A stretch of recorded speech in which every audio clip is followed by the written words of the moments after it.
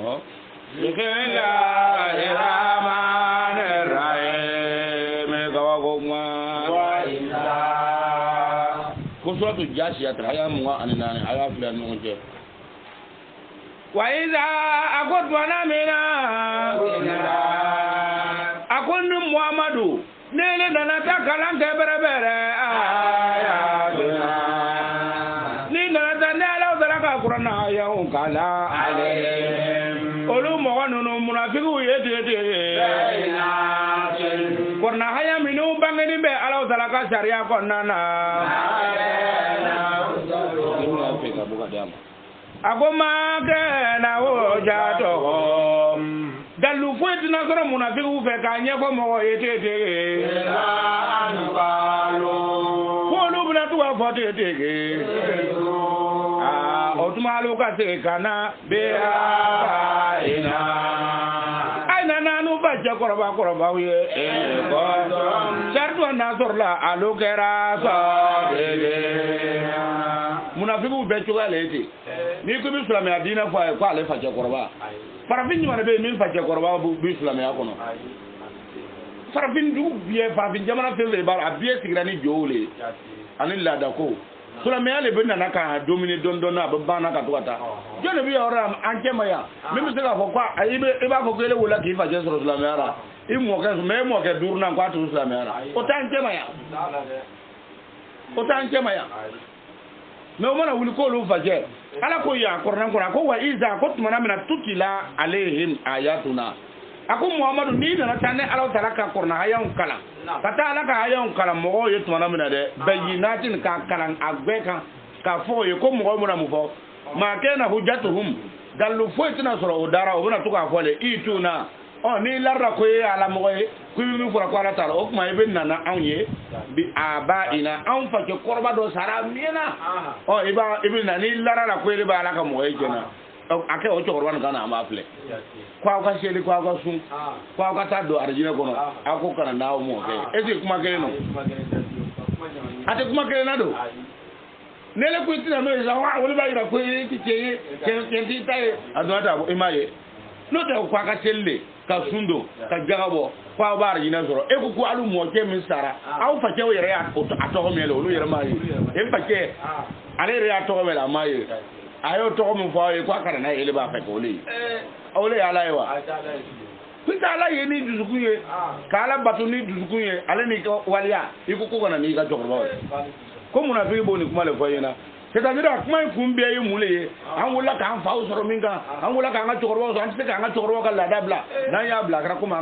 n'an b'a baara cɛkɔrɔba ninnu yɛrɛ ka dugawu b'an ye a n'o bɛɛ ye kelen ye don n'i ye silamɛya ye aw ma fɛn dɔ faamu silamɛya na waati o bɛ minnu fɛ tariku la yɛrɛ silamɛya na waati minnu ye silamɛyaw sigi m'o tun bɛ silamɛyaw sigi ni joli kɛnɛ le fangafin mais est ce que Qur'an m'a fɔ ko la ikraha fi dinillah mais o waati olu ka jo le tun y'o ye o waati n'a tun ma kɛ ten a tɛ don mais an bɛ yɔrɔ min na komi bi a ko ko jɔn yɛrɛ ka wuli ko i bɛ kɛlɛ kɛ silamɛ ko dɔ ko a tɛ kɛ silamɛ n'i y'a kɛ i ya kafiriya le o n'o tɛ o tɛ Qur'an fansi o mais mun bɛ mɔgɔw fagara misiriw kɔnɔ o minnu b'a fɔ ko jihadiste ko fo mɔgɔw ka kɛ silamɛw ye mais olu o b'a dɔn o bɛ fɛn min kɛra a tɛ Ala ka sariya fansi o mais n'i y'a filɛ o fana jo lo parce que o bɛ fɛn fɛn kɛra o y'a bɛɛ kalan hadisa le la n'a dɔ banna Qur'an ma hadisa le b'a fɔ ɲɛna ko i ka musiriku i ka faga nin cogo ko a kɛra faga cogo ko i ka faga ko n'i y'a kelen faga ko i bɛ don arijinɛ na o y'a kalan hadisa le la a bɛ Sahih Bukhari la yan i y'a ye hadisa le b'o f'i ɲɛna bon i bɛna mun fɔ olu mɔgɔ fagara faga cogo mun na sisan an bɛ to ka baga ka kuma le caya ko non ko o bɛ tan n'o tɛ o y'a bɛɛ kalan hadisa le la n'i y'o wele ka sigi o baara fɛn fɛn kɛra i ɲɛna tan n'i y'o wele ka sigi k'o ka dalilu bɔ k'a d'i ma o b'a dalilu bɔ hadisa la complet k'a bɔ n k'an bɛɛ y'a kalan o bɛ fɛn fɛn kɛra i ɲɛ baara ta mais jɔn de y'a ɲini anw yɛrɛ tɛ n'a t'i Qur'an dɔrɔn ta Qur'an b'a fɔ ye ko Muhamadu yɛrɛ innaka la tahdi man ahbabta e tɛ ka mɔgɔ kanda fiyewu mɔgɔ min yɛrɛ ka di ye mɔgɔ min ka di e yɛrɛ ye jɔn ni kɛlɛ ti diinɛ na i b'a fɔ le jahiduhum bihi jihadan kabiran i b'a fɔ le ko waju ni Qur'an ko waju k'o le ye jihadi belebeleba ye muru t'a la bere t'a mais ala ko korna ngono wati do wa guluzu alayhim wati do be to ka pere okuna akuma kolo ko pour to ga dimi wa ma wa hun jahannama no dimi na ne ala fana bo o mena ko do jahannama no ko karmo kay ko do ko min digira o be se ka ke ngamuru kon tara bere tara tuma dɔ bɛ yen i bɛ kuma dɔ fɔ pour que a tigi ka dimi ɲɛnama parce que mɔgɔ dɔw bɛ yen n'olu dimina ɲɛnama o waati ni kuma o b'o lamɛn ka ɲɛ wajulu ye o tagabolo ye n'i yɛrɛ t'o fana lɔra waati dɔ bɛ yen i bɛ to wajulu la i yɛrɛ bɛna santi ko mɔgɔw ka sunɔgɔta cayara i ka kan ka kuma dɔ de fɔ yɛlɛ ko kuma n'i ka kuma dɔ fɔ min yɛlɛ ko kuma ye mun bɛ ɲɛna n'olu yɛlɛla sunɔgɔbagaw bɛ girin ka wuli k'a ko di olu fana bɛ dɔɔnin mɛn yan n'o ka sunɔgɔ tugun mais n'i yɛrɛ m'o le faamu k'i ɲɛ wusu fo ka to ka kasi mɔgɔw bolo bien bɛ sunɔgɔ k'i to kasi na ye n'alimaya de don o ta o ye ala ye sɛgɛ le ya n'o t'i kasi le t'i kɔrɔna kala ye muhamadu tun bɛna kasi ko joli le kɛ ale tun bɛna kasi lon bɛɛ dɛ donc ninnu bɛɛ n'a cogo lo o kosɔn sariya b'a fɔ i ɲɛna dɔrɔn a ko i ma ko olu bɛ nin mɔgɔ olu kɔni o bɛ nin kuma in la hali cidenw i ko to so a tɛ na n'aw lara la ko alu ye cɛntigi ye ko aw ye ala ka mɔgɔ ye i t'u na i bɛ na anw ma bi a b'a ɲɛna n'anw facɛw ye an k'o de sariya kuma bɛ fɔra ye ko kana n'aw facɛ ye tɔgɔ ɲɛnama yɛrɛ tɛ facɛ ninnu na sogolon dɛ cɛmɔgɔ jan dɛ o tɔgɔ fɔsɔn ninnu dɔrɔn de b'o kɛ o la tɔgɔ ancien don tɔgɔ dɔw bɛ n'a yɛrɛ yira mɔgɔ la bi dɔrɔn il est vieux hali i den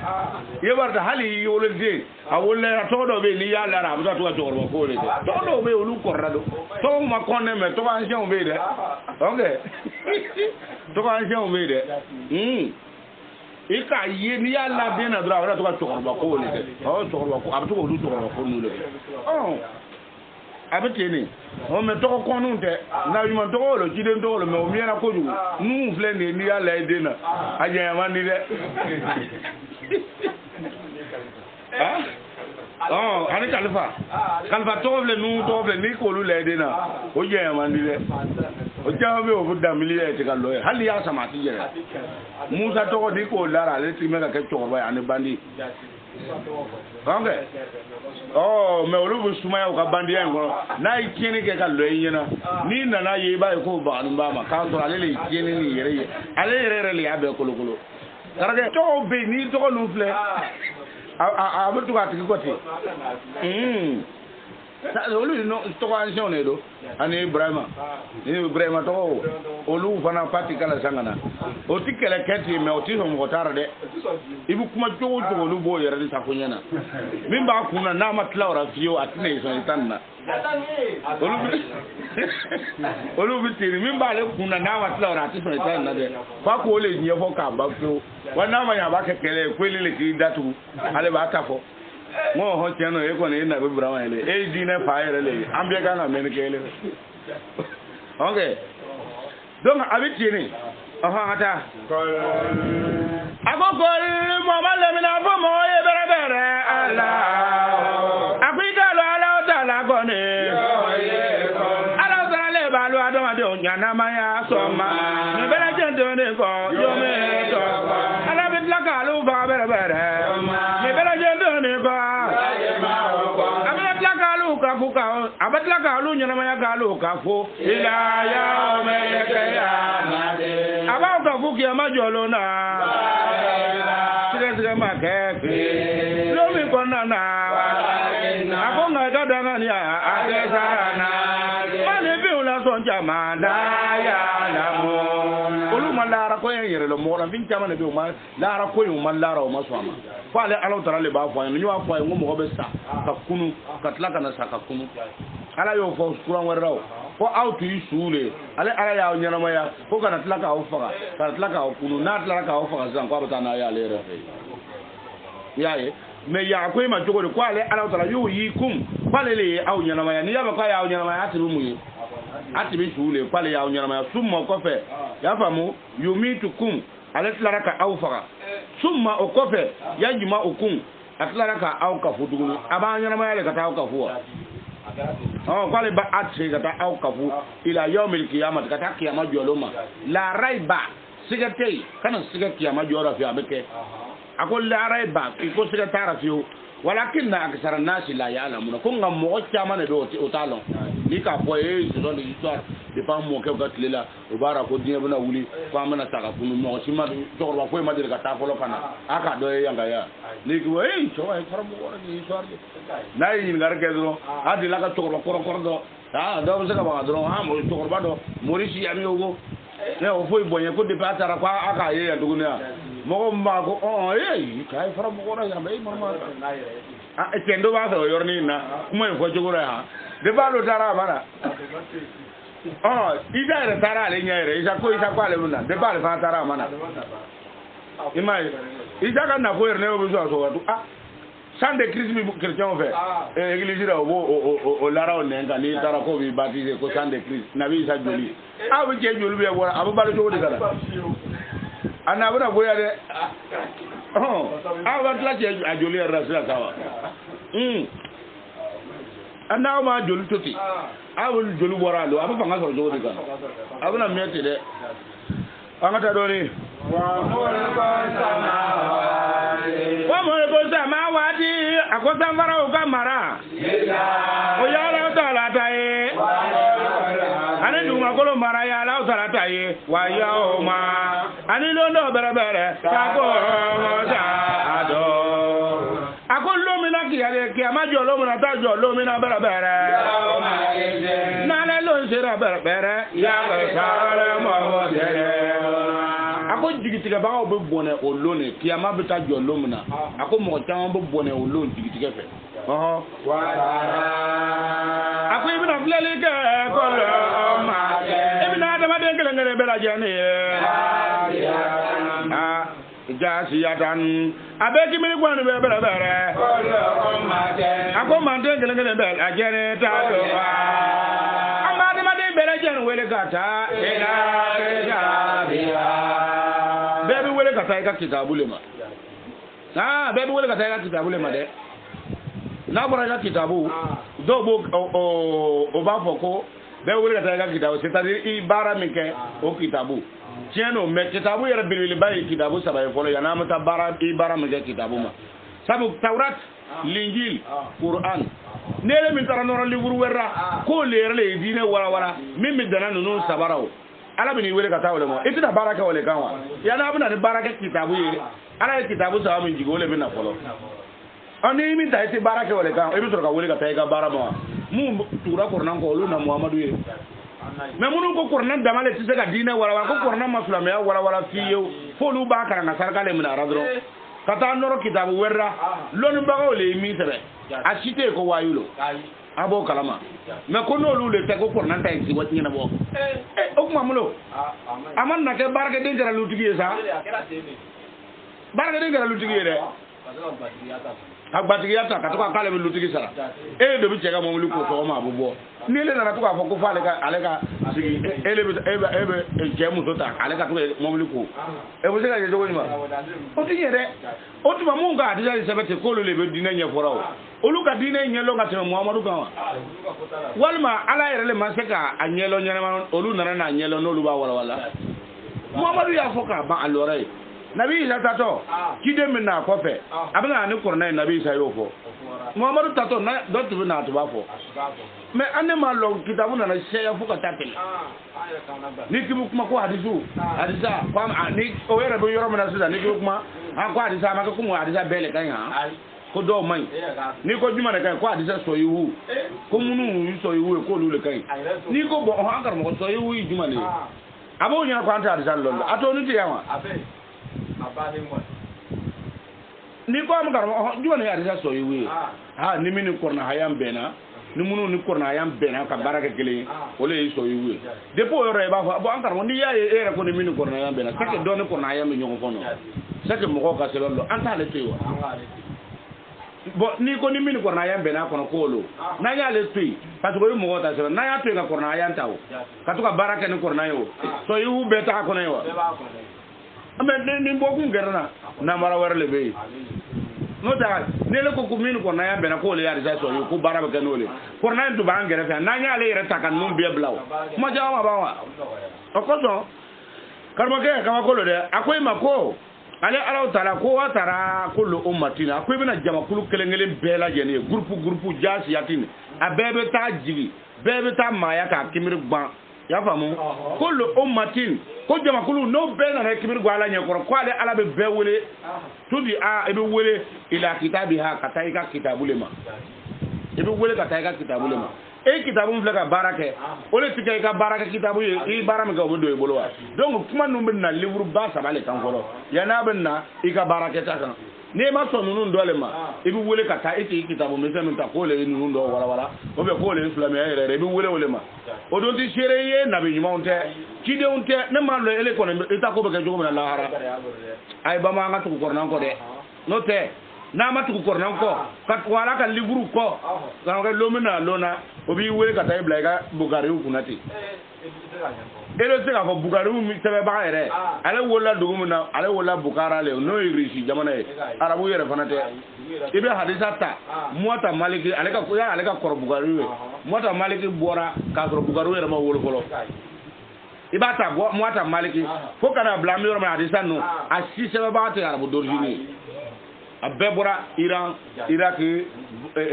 atoka be Russie Syrie abana yani Iran no te ka foko ma arabulo ko kira to be dugumuna ma ko arabu do wulen to ka dizabo na be ya nyama atei abbe mo wara wole dugu warawo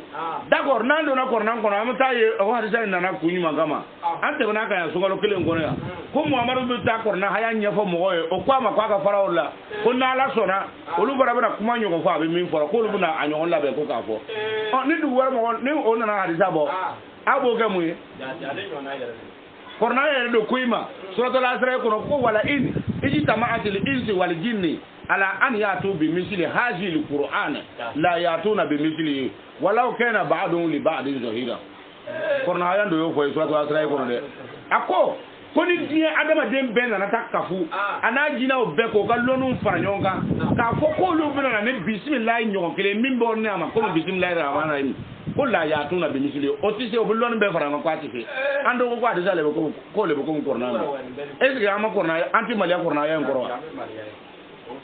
ko wallahu kana ba'du li ba'din zahira ako hanni jina wi dibina faranga bo ne adama donte ka bange ka conférence bawke fatike bismillahir rahmanir rahim wa hayan kilindro an nyogon ko foy tisaka ko mo korna ma ngo adi sur kuri ko no korna o fala ko korna anga jado ko ko lu fala ko korna est ce que o ta anga jana be de ala keneka est ce que o te an yere ka ala kele ba to ala keneka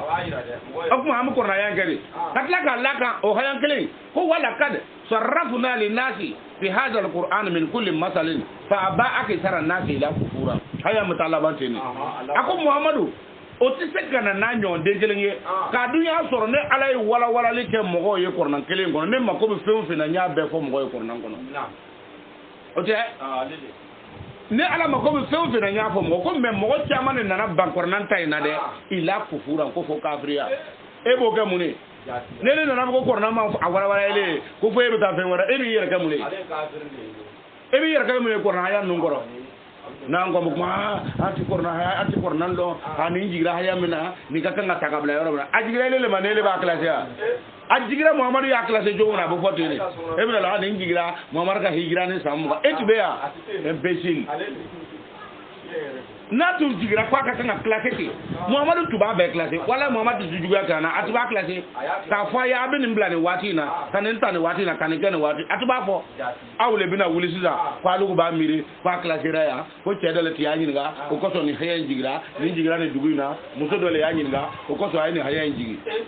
no gara cenge fana no le sabu nu jule ko abe sabati o kan otuma an fana senti kornana sabu amaka nyana kuma ta an ganyi ga ka yando danu ma abe haya nu be ga mo tale an fana senti kara fana abu ko kalama na bu ke ya ga ke ya de aha an ta doni ali yauma ko bilo ina bere bere to le akona la zala bina adama de zala bere bere ma fene ye kondo alu adama de kondo kerata malona abe baramina hada ako muhammad ako ni ne ala zara ka kitabu le no qur'an belebele ba ye de ako qur'an be kuma abi tiene fo bere bere ale ko abi kuma ni tiene alu adama de uma agona zorla bere ina galo anu jate ko anu kondo kera bere bere na sanse ko ako na sanse ko ne ala zara bina sabatili ke bere bere ne ala zara bina fene sabatili ne fe bere bere alo kondo kera ta amalo awu bara mina ako ale ala zara ko ni mi fleki ko qur'ana no haza ni mi fleki tabuna ne ala ka kitabulo no e qur'ana e ya famu mufradulo kitabuna ko haza ni kele ni mi fleni ya ko haza ko ni kele mi fleni c'est-à-dire bolman den kele mi shimima ko ni kele ni mi flere ne ala ka kitabulo ya famu yan tiko abe songo bil haqi abe songo ni ken kuma wale alaikum aukan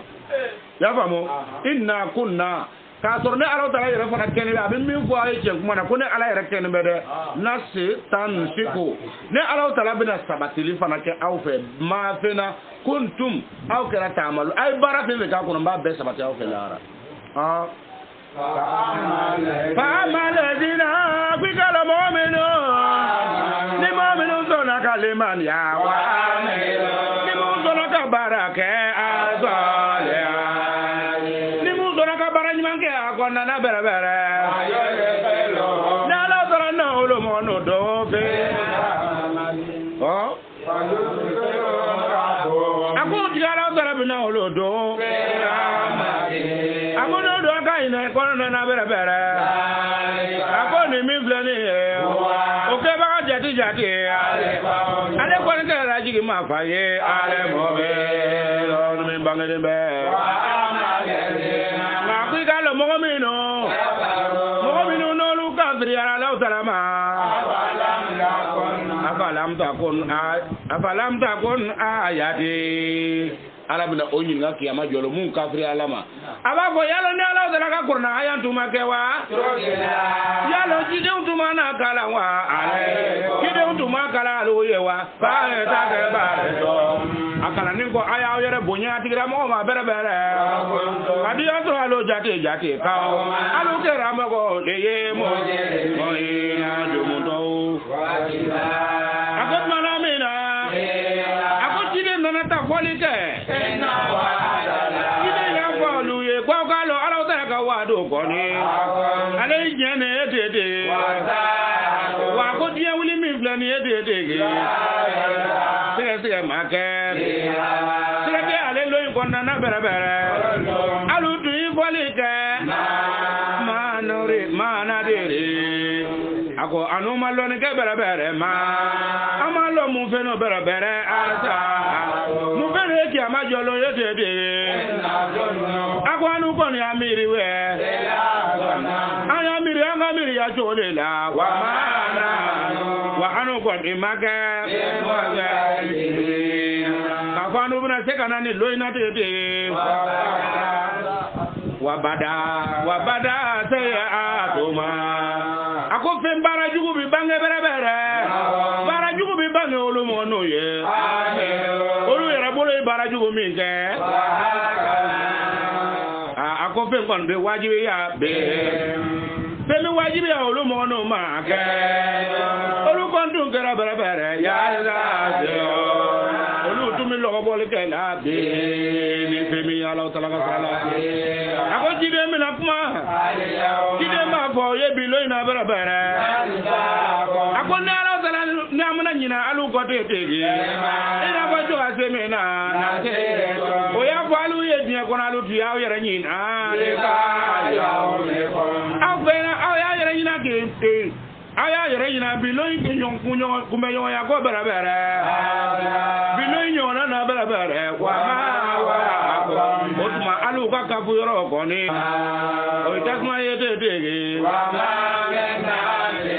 akode me ba fo ile tuna soro la alu ko ni ko mi plani afe au ka lo ko alu jati jati alu tu imre ni ke aya jela ala tala ka haya one mine ni o ya fo abutu mo ko lo bo ni akorna ya bere bere ko mala ya do do ako ni ka nyana ɲɛnamaya le ye aw nɛgɛ-nɛgɛ bilo in na bɛrɛbɛrɛ hali u tɛna se ka bɔ jahanama kɔnɔna na minnu wa hali aw taara y'aw don fɛn min kɔnɔna na olu mɔgɔ n'o ma kɛ k'a fɔ bɛna ɲinini fɛn dɔ kɛ a ko tano aw bɛ tano bɛɛ lajɛlen sabati bɛrɛbɛrɛ tano bɛ di Ala Taala ma min mansa kɔni ye dɛ sanfara wolonwula tigi kɔni ani tigi bɛrɛbɛrɛ warabole ardi ani dugumakolo tigi bɛrɛbɛrɛ rabale alamin amin danfɛn bɛɛ tigi ye a ko bonya bɛɛ lajɛlen Ala Taala ta ye bonya bɛ ne sanfara kɔnɔna na ani bonya min bɛ dugumakolo kɔnɔna na ale Ala Taala a ko kiriya fama Ala Taala ye ale mokiri tile bala bismillahir rahmanir rahim ko kuma suratul Ahqaf himi kwar mu flabi fleni bɛrɛbɛrɛ e ka bɔ Ala Taala a ko Ala Taala le bɛ lɔ ne kɛ bɛ mɔra Ala Taala bɛ arfu in ka laɲini lɔ bɛrɛbɛrɛ a ko tanje lɔ le kitabe ko i k'a lɔn ko kitabu kɔni jigira dɛ kitabu jigira ka bɔ Ala Taala yɔrɔ masa min kɔni ye masa giriman ye Ala kɛ o kɛ bala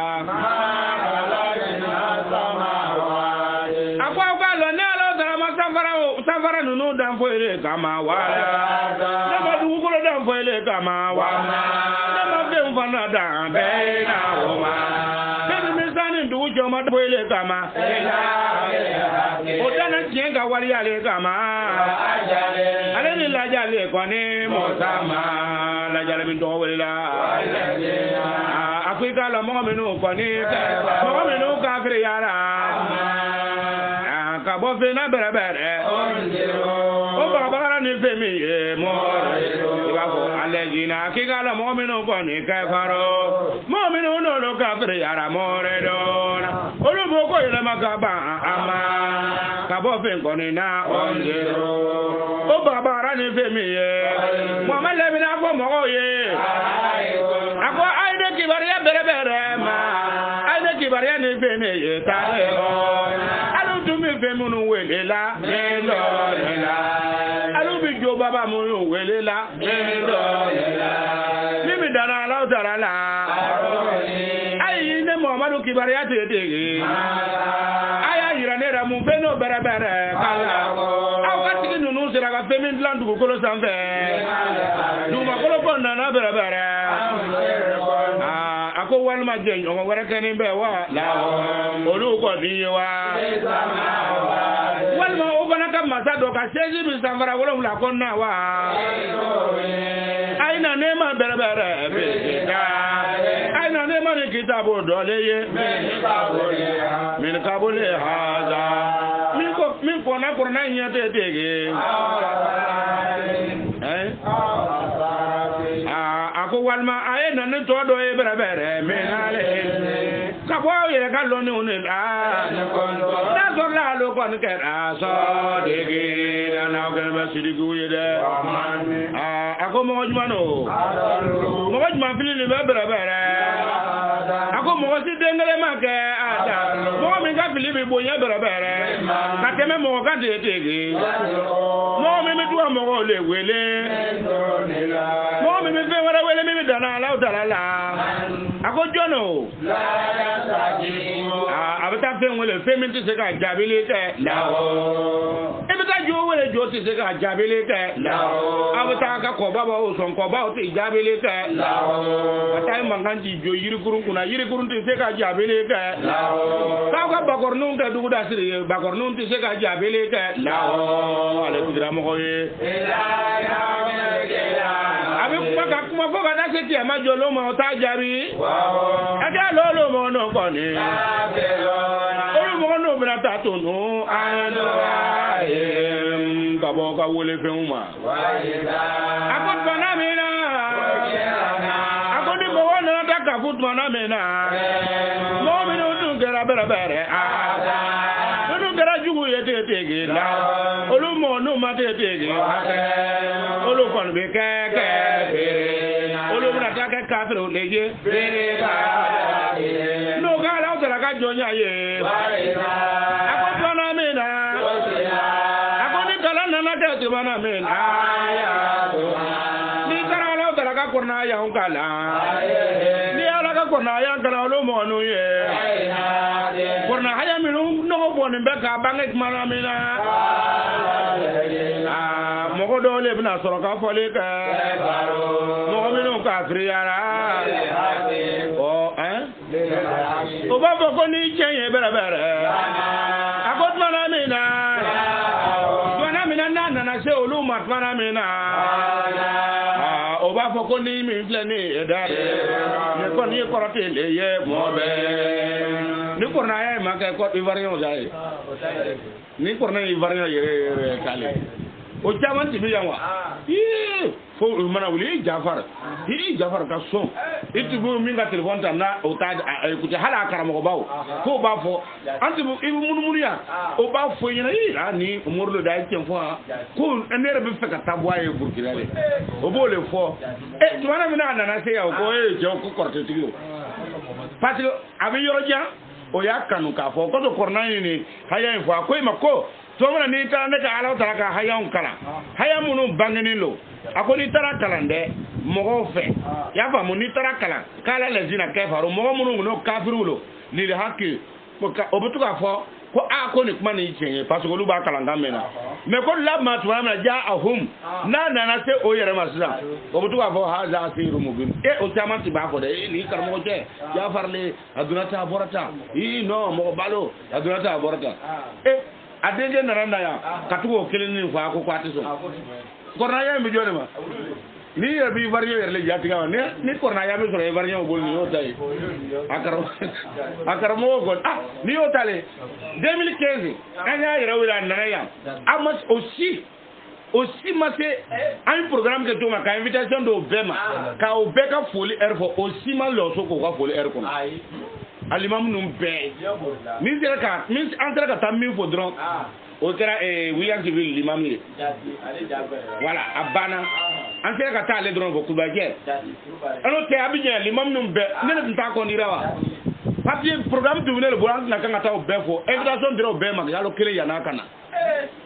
ni min ta yɛrɛ bɛ n'a y'a wele a bɛ kuma dɔ fara ne tigɛ hali yan kumasi yan min bɛ yan ale yɛrɛ bolila ka tunu min b'a ka misiriba sen ka tunu pewu an nana ale ka rendez-vous faussé ka n'a kɛ k'a kɛ safo selini kɔ tout an ma se ka ɲɛ sɔrɔ a la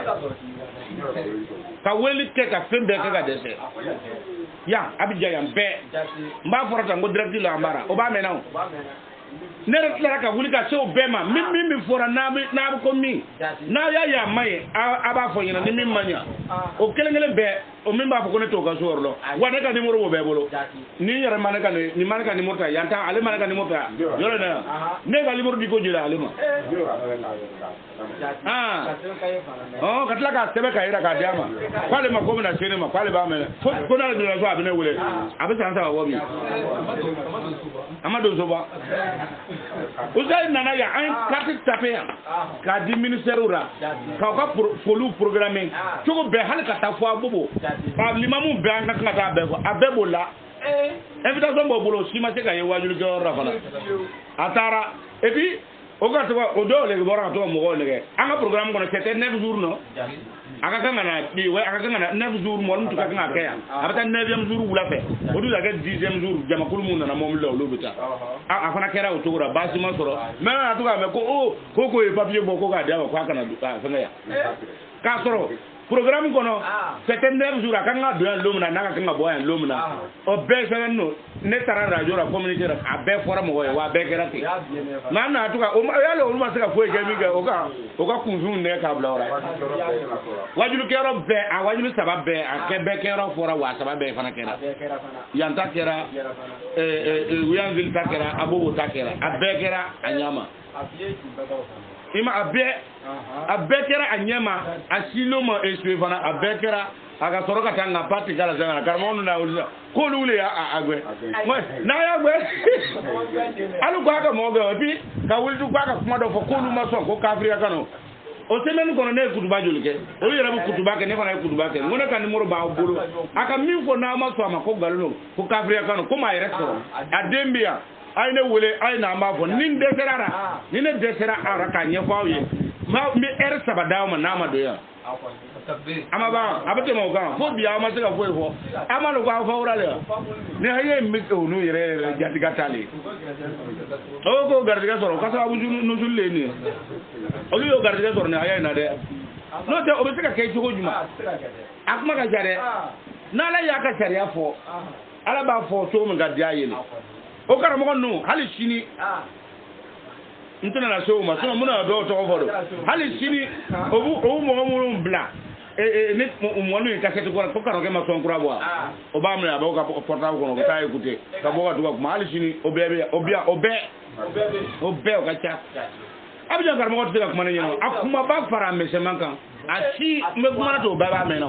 ne ko nko anga me sibiri na o tlala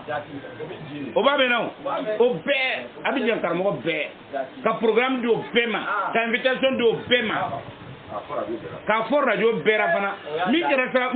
mi mo mi yera kuna diara doni na le kera horo ni ka jane me diara kene kan de wati ja o kera o ka 13 ville tani kaira wani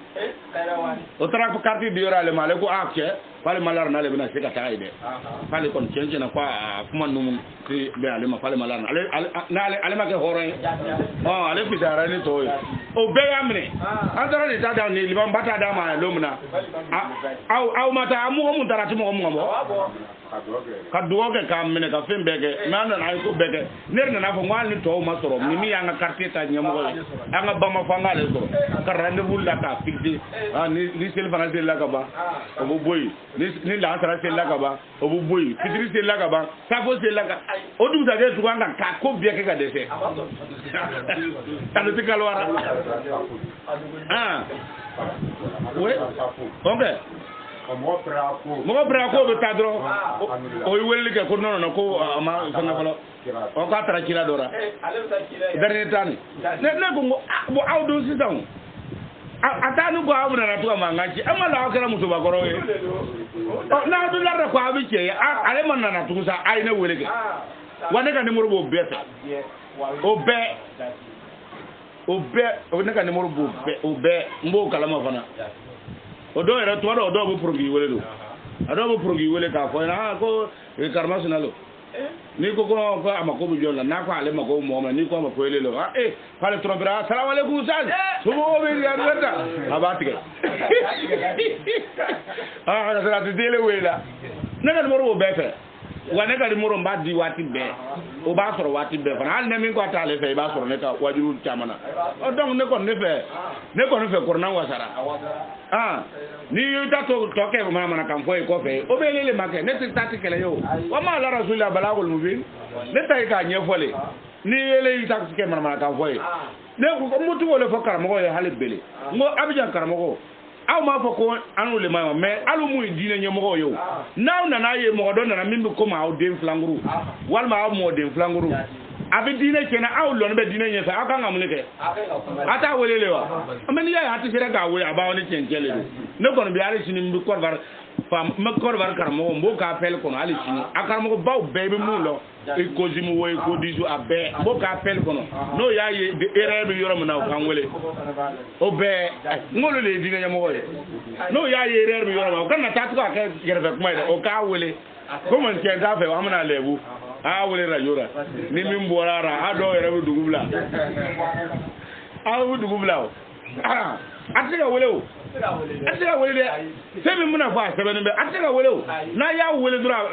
sutara de min ba ka o bo aka ya la boko ka mo ne ya nu to nu fa dole o sutara de rin drone boga no te o sega foi fo bi ko o yimi fo ko chembe o ba ayo to sitana mo o lo bole fora o ka nyoy na fe ya la o ka mo banu o to ka nyoy ke 13 ville avenir la o ta o na ta mo mo fo ko ka nyi yara o dara o tra be mu ne ka hey ko nun ko nyete so ra ko yi fa ya fa ka mo wole ko kana takai ako ko no tare ka amna siga muge o tare kuma la banka do le o ko nyo ye bien no claramina ne ba me amake bara yo fe o yere je mai do be ale sranin be kwale ba wele ka fa un ba ko nun ka kel ni kibi ta donc ale ba yere ke kwale ni tara quoi ale no clara do ale ba resire ka ki wal ma bi wele ambe na ra ngota ne ni tara ha ale kana fa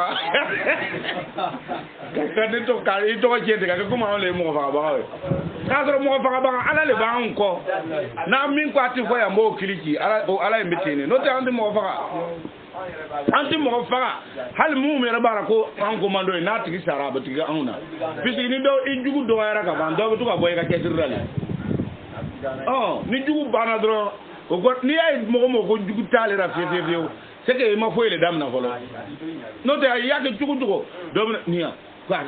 ayere tama tugo yerle ko mandine ka sore ma chama ati lo italo kuna ba tama karti la ba yere ko mandile karti tigi ndo mo ko mo ye ma sebe ngo jennele ko mandile no de mo jaame tama karti la ko jade e bi de mi trenya do ne kele la ka ba yere ko mo ko ba e mo ba yal mi jogo li ne ma ulo ndo ma fo fi ha e mai ka ba yere ko mo ko ba donc avec tiene akwai madron ko no wole ba ko tuma na mina de ni ko raya mo fo no ba mena o butu ko ni je ko me tuma na na se o yere fei sanchama do yere duna mo ngala mena kwa ko gba go bina mina dinan gono har mo jama do no la kwa ko gba go bina mina ko jama ko gba go bina dinan kwa la ya fayi o kwa na la le ko kwa la yere le ya fayi kwa kera taka kwa bu felo kwa akawajin tambe abu kuma chama kwa lugo ko te kwa bu ke ko no kwa bu chemfo ko famu na nyi ga tabu gina anara kana aso ya sila ko sitara mo wolo o ma ate mi mu bora premier hotel antu mo be ka kwa mo nyebo karamo no nata ala fana ya to nere o wati ya so ne mo ngere fenele mo aga pembe ke o karamo no ni ya mu kuma nata ni o kanelo ne ko lo o ti o jema ali sini minu dombugina kasebu odu goro ga na mata kata mo nfo ko ga do ke ni nyolu do na o to wara ko site ya kawa golo mariabu do faka ni o ba lon o ba mena to sama na so ro ba mena kwa kan na banga afoha apati ni na nele bena ibizimna etoko emunumu ne ko nyene botoira ni ya ile na o to ga gwernera o ga lo mi gwernera ba nyefo etuma etara isamu na o eti ya ko kwa manya wi tara ekman mo fo ma fo le ko jejena ko na nyo do yere bia karamo balo ko no mo nyo fla anyo fla so ra farafina ya kwa farafina be ko ma kele ko na nyo fla so ra kele mi kalo do ta ka turke ale na repole do mo kalo ta ko farafina be ko kanda ko be ko nanta pele bo ko ne e do yo fo ne nyina kongo kwaye kwena na folige ibuli to iki ikuni bololo kwaga dugo ke aka dugo ke yo even afọ bi ko be kuma mi ya o tuse ka ne wala kun yo le obele ba nu be ko lo de anga nyolo ndo o boni yere kwara abi jenya anga nyolo antla ka mo ta le ko su o lo ta sangolo sabana no ta anga nyolo abi ka nyolo panda lo ala to mi tara ko ne bi ne bonai no ala to na so ne boko o ala to la karnanko munanti nyon sufe am nyon ngbe sufe de ye wara ne no chama be am nyon ngbe sufe de ado bu bor foka tabe kan wora mo wa ni ye blese ni ani garoke anga nyolo adara na o ne fa o fa ne ba o ye ko o re bo sara nani no na de ndo ke dro na ye wa soro ele bu kwa kare to ma kan lo ay ata lo jodi mo le be ga duguti dembula bugoti kala ka suno wote gwansa ate gere ni manye ko bi duguti dembu longo le fana ka pre awolo de ambe ka giringa na ko fele ka jama si nyana bi re fana bi si nyana do ni suno rama suno be be ga jo ni jama si nyana re fana bi si nyana de ni suno ra dra am fana bi suno donc am be le bi si nyana ano karmo ta be teni molu le ka sha bu nyore po olu do to ro lu do suno do ba damna ngad na jogo amana anse mi fi gbendo ka burre ya famu donc abitene akoy ma ko ni ko tumana mina ni korna ye na nye foli sira olugu yere ma de o to ma haza siru mu bi ko ni kortile ni kuma jugule dro min bangin no kabla on kan so cente adotu bi yoro jay ba me na ko cenu andana si ama fale o kelen fora iko ko goy ma so muna ole muna fi yare do ha ngata am yaquluna wal malu ba fa bara e fo tara ho aw ya bir ko muhammadi qur'an inventé ka wa yere la wa Muhammad le na ko mo le ye ene fo tara e do na gorla ne tu qur'an bo yere la de fala ta mo le ko ako atna se ga marale ke atna se ga ben fo le nyon tele le Muhammad o ye me la sebi mbora la ta la yoro ale ala ta la be lo ne ga be ala ta la be fe ne lo de be ge to fe do na alo be jo ba ka kuma fe abu kuma na zariya mun konna na ako ko Muhammad wasara ele wasara sere ya nyo na be na la ta la ye sere ala na ke sere ne Muhammad o che wa be analu che sere ya bere ma la ta la lo wa ako ya fa ma sa la ta la ye ara ye mo ne bala ya asra bil kalki Muhammad le mina fa mo ye bere ako ne Muhammad ma del ga ke bere ne ma ke kun folo ye me aro tone ne ma ga la ta ka ci den folo ye bere wa ne Muhammad yere ta lo ma mu fe no bere yo ko fe mi na mi na ta ba bere bi ni ne Muhammad ye ki amajo lo na wala ne Muhammad ta lo bere be gon surna ndo ko bana ya Muhammad be ta surna Muhammad yere ya yere boya de akuma na dakuru nya kele ya akoy mako kefa bihi shahidan ko Muhammad ele wasara ne ala kornanye shire yara de kornan kare shire fi wasara donc abu bama kornan ka kaw shire dina ko kornan kare Muhammad shire ko Muhammad wasara ya famu wa huwa ko wa e kalo ale ala taala de ko gafurur rahim ko ala taala bi ya fa be hine ako kul ala Muhammad bla kwa ka fo no ta tutna fo do ako kul filul amru kwa fo mo ye ma kuntu ne Muhammadu make bidi an ne make kun folo ye mina rusuli abo ala ka cide ona ne ta ala ka cide folo ye chaman te mena anya akodi ko o te mene ko wa ma adiri ne Muhammadu yere talon ne re Muhammadu talon o te mene ko cide te mene ko ne Muhammadu talon ma mu fe no yufu alubi fe mi be takene Muhammadu ra wala ne tilo ne ke bi kum ta aw yere fana talon abana mu foni yorna dum ni gimna kuma zawna ha an asara ha sababu nuzulu ko bida so cedo le ti Muhammad obna asabu nuzulu kono obna fay ko cedo le tu fati Muhammadu nyinga o ko kuma ni ne sara e ko kuna ma so tara ko na sara kata se kiyama jolo ko mu ni lara ne kele ndron fe mi muna tenera kiyama ko fo ko so ko Muhammadu ya jabite o asabu nuzulu yole o bu da do juwa de o kafir keni o ya to ko jogo date kwa ka nan tiga gbela fa ko Muhammadu ma ko be mo be ni te ha ko be nga bora be ka bora ale kelindro mimi na takale la har ni Muhammadu la ra ko do lo ala fe kwa ka ale mi ale bra ka jogo la ko Muhammadu ko kwale ko Muhammadu so ra ka fa ko ne inni la adri ma yufalu bi ko ne Muhammadu yere ta lo fe mbeke ne ra we kuma te awma on na kero yo le fana yi ala le wo fana do adara do se ka ta lo ne ima yala ko Muhammad fi ta dan korna nyafole wa ma arsalnaka hafizan alaihim ne mele bla ko ele be ko fe jigi ko ta ko ele be lo jigi ko la ko mi bla wora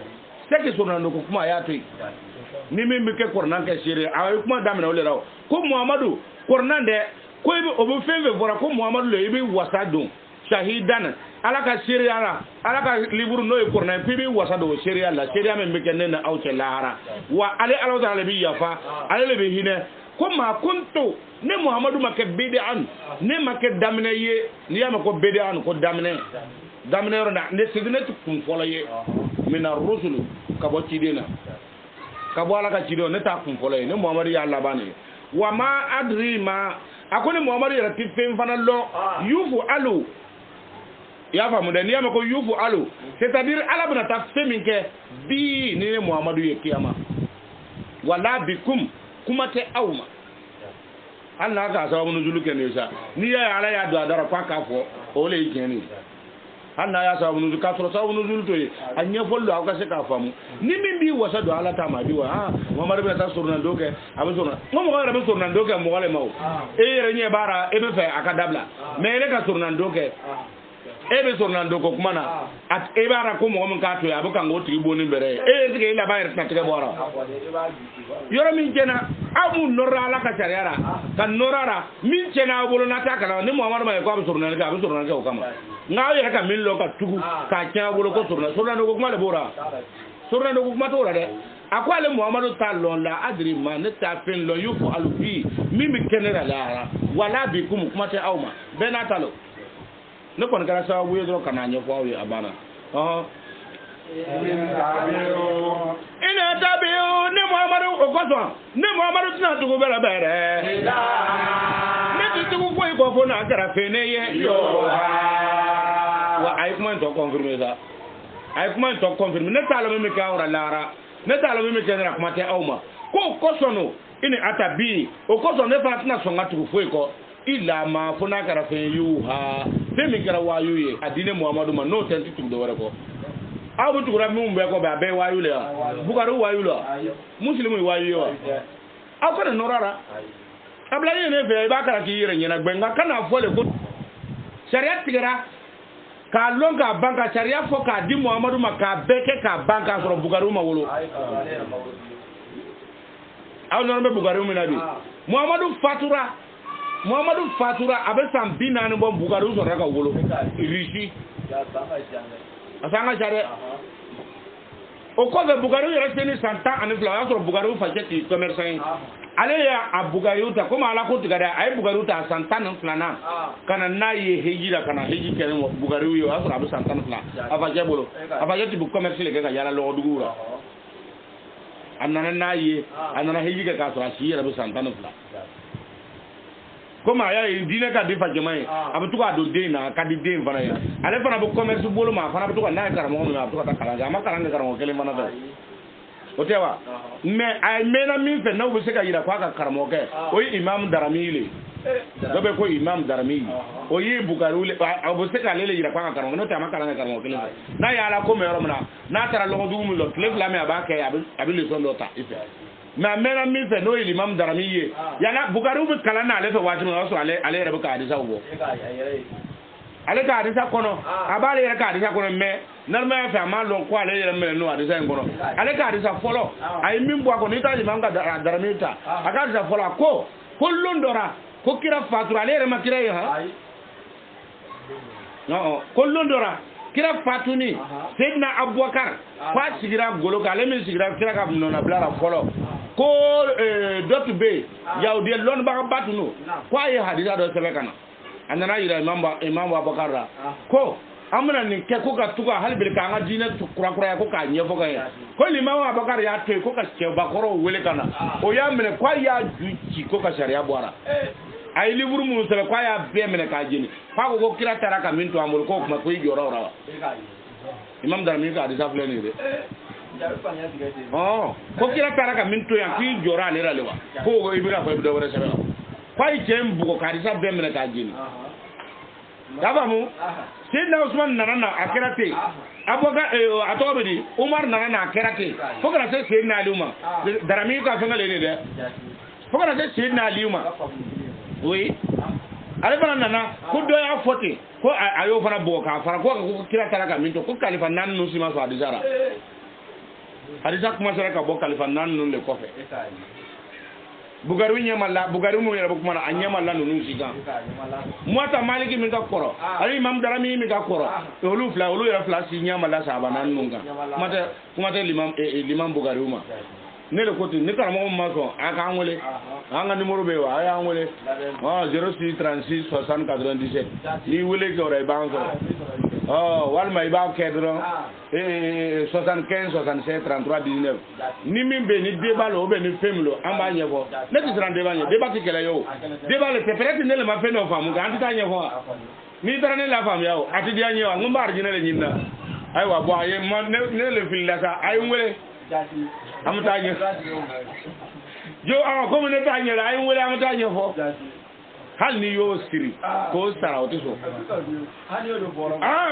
kasi reta o tsana so netna so ngata ngele i kele ne kele amta do mbona ka fo neti so rade ale mu na figal ni le bora ka min fo do jamale be cha alni ko jamati ke ya kateme adogo ya ko na be se mo bi nan ma awaka dire de olu fana tɛna hakili dɔ tɔmɔ a kɔnɔ an bɛɛ ti baraji sɔrɔ e kelen ne kelen t'o kɛ dɛ ne t'o kɛ n'i bɔra ka min fɔ kuma a bɛ kɛ komi an bɛnna o le kan kɛ an b'a kɛ jama ɲɛna le a bɛ ten de olu minnu bɛ kumana tan k'olu ye adisa bɔ olu ye adisa bɔ k'a sɔrɔ Bukari bɛ kalan na olu yɛrɛ bolo fɔlɔ mɛ olu yɛrɛ bɛɛ y'a fɔ ko sahaba ninnu ma sɔn adisa bɔ olu yɛrɛ don k'a ɲina k'olu b'o min sɛbɛnna k'o fana ye adisa le ye. Ima ye amake ko wɛrɛ ja nan nalma kunkolo bu funnaw aba mi ko ale be plorale ja kunne bu fun ja bien dimine bara ya ni bien dimi bi ray ku kunne be tuka funni seuni e bina fa ale do nalma kum funna bay ko ale be plora e yoro be do ti plora awo se ga jowo yuma amata doni o mamadu ko ko ini atabi ila ma yuwa ko ne ti tuku foi ko fo femi kala wahayu ye kadine ma ja Muhammad ma tuka yere kan nizam ko ja kala Rasulullah sallallahu alaihi wasallam ja galonu Muhammad ko ale yere ni zago balera kuma bele refe menya be blanti tuku foi ko fo ni min kala wahayu ye ayo le fo de mi wahayu ra kan ma mi tuko le ko ako wa mana wane Muhammad ma ke dawra ye berebere ila na de ne ko ne kera kan alu baba le wa mowe baba alba mi gbeni no awfe na yi awnye bara no ta ala yo awtu janame yo otewa baba alba mi se ka fo mi bangi no awnye koro o nele no te ne ma ka ko do ne do ne ya baba ne tai baba do ni tanai kol mo wala mi na ko mo ye berebere ay ne Muhammadu kibari ate tege ene na akuna zorra Qur'an ngera berebere mene endela na bora la tala ro berebere ke bare to alo kon na kafriya ke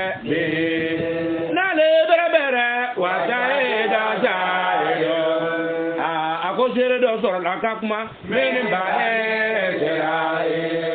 yae kumi bara kona ya mina ni kumi na le yoro sira ala ba foke awu ta kona ya meta ka sa onu do ya ima e kuma me bitem na woni Muhammadu ke ako mo sorla o yoro la wa saida saidu ko seri abaga do sorra ora ka kuma min bani Israila korna sa bunu zulu to ala trango lu fa ina ako akere ka bo Israelen de woni chema mo me kuma na Israelen to no akodi ako ale seri ajo ala mezele ni ko nyona kan kayira ko ni ko nyona to kara musara ale ya seri ajo ka bota urata kono kayira ko nyona kafiru do tu kuma fengara Muhammadu kuma kanta kafiru do tu kuma na Muhammadu ko ale taalo fem ke mo ale ra lahara ale ni o yere Muhammadu ko ale tolo o akwale tutu foi ko fo wayu no ya soso donc sharia do sorra fana kayira ko Musa tu fana ko ale tutu foi ko fo sharia o ya soso Isa fana tu kala tutu foi ko fa aka wayu o Isa soso ko sharia ba sorra o robe ka ko ka a verso bo kayira Fa'amana agwali liman yara berebere wa zaka bare alut laraka yara bunya la utarama akalo la utaragoni la ya alati kanda leke aleka ma kanda aleka lebe amura jurmunto ye ako jama kulu do le kuma na berebere mo binu kera kafriye mo do le ye amanu o kuma na limani aba o le ma berebere ako na zorla au ka here na zorla here ko ikeni be ako la o ke na kaira ko na zorla here kera berebere ma sabakuna alu tutina ko anu nye ile kana ni kunye indara tmana mena ako zabu tmana mena la mo ya sadu alu tuna kanda soro be ako munafiki munu biyo yere bunya alaka sharia made o ya ye ka bi mo munu be no be fe ka tubi kana ama ngo bu mo ora o te wa olu yo yera bonya ko lu ti son aduna ta borata anyi mo baw ye anu lon ba asiu ye anu lon ba ga don ye aduna ta borata on na ye kun fi hakilima mun ba fe ka son ala ka sharia ma de o tara do olu fa no hakili je ta fara mo wora sa mo ka so kono ya an fa le tunati mi fo lonna olu ka so lonni ba manata o be ka so flabe ala to ko te do na tu ko mi wolo law kena kere na so rani here tu bi ni ko nyena ke ma saba ku na ile an mi lonni ke o atu ti ko anu nyedo ni ya am bana here le tara ay boara bo kun fin na taba hal na hakili ba fe na taka bo ale fara bo ko ngolo jango ko here tara o ngolo jani ya fale ko here tara abu bo o bo le fo ko na so rani here tu baratu ba wa akoy nye barata ne lam ya ta du aw yere to tina ta aw to tina tra so bi ni ko yen fe ko jamatu bi aga te ka ni here tu baraja akol atu ke kolo jamale olu ka jamale ke here ta so ala ko muhammad ko ni jama bi yorma ko ni tarai ko lu le bi fili ka wala ka sram o fa bu ko nana abo gadi wa intu tiya di jaraman filani yudilu kan sabili jama bi famin fe ko ni tara woro le fe ko lu le bi fili ka wala ka sram men nunu bu kuma da ya ko na sara ni here tu bara aw tu ko anu nyai ko wa aw yere to tina sara so yero ba so jama fara kasra jama be ja yoro in yati bi una ila zanna o di tu fo ko fo anga organiser anga kuma miri anga kinna ni tane folo fata ya molona fata akoya ni doni bere bere ya bolo olu bra tu ko bere bere ka boyle muhammadu ko ka corona men fle ne ye ko corona ko ni ye galo ne ye galo min kona akona anya anti ka kanga nyon fo mais ko mare ta kera galo ye aya boy ra ko min jene vraiment kwa kona anya ko ju fanga do galo min ko lu wa kita Musa ala ko olu kafiru ma kwa kana nyina de ako wa kita Musa ka kitabu no e tawrata e bere bere ako ale kon le ti nyemo ye mele ka bole ka kon pale le nyemo ye kon korona nya de faka sigina ide yana ka ko korona ni ko na tikira ko galono min kona anya ko me wa kitabu Musa ka kitabu mi fana be imaman ko le nyemo min kabuli hi ka kon korona nya de onele na na fosa ko tawrata mailo ele muye kafir le do ala yere kuma to flea ako wa kitabu Musa ko nabi Musa ka kitabu no tawrata ide imaman ko le korona ka limamu ye ko le korona ka nyemo ye min kabuli hi wa ko le korona nya ama banza alle na to tarasillara tawrata le bu korona ne linjili seri alle be blawo ko seri asen be korona ko ni bana ole ma na to ko wa kitabu min kabuli ate bana dawo ma ko aya préciser ko wa kitabu Musa nabi Musa ka kitabu no tawrata ide imaman ko le yi mamu ye min kabuli hi ka kon korona nya ole korona nya mo koy o diara yo ma dia wa obeti wa ko ni min nema fana ni korna min nema o nema ke ko kitabu Musa tawrata ka nema ko le be nyem fe ka te korna ta ga wa ko tawrata le nema ka te korna ka o le ka nema ka bo korna ma wa hada okma ni min fle ne le Muhammadu bolo bere bere ke da ale le korna ye e bo ta bere bere Musa de kan ngai ku ka lon kwa be kentri ya le ke